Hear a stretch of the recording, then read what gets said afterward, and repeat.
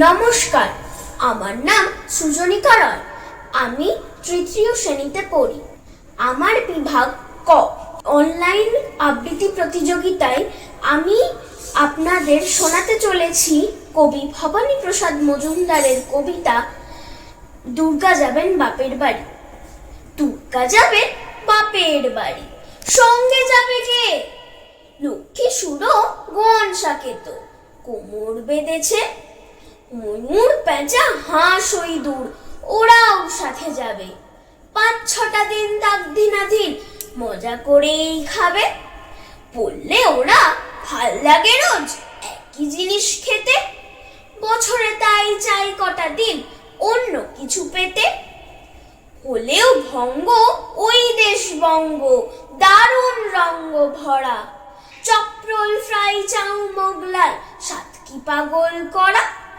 Chicken mutton biryani, how funny how lovely, kebab korma pulao, phuchka আলু কাবলি, বোদে গজা গুজিয়া আর সরভাজা সরপুরিয়া, রসগোল্লা পান্তুয়ারাও আছে হৃদয় জুড়িয়া।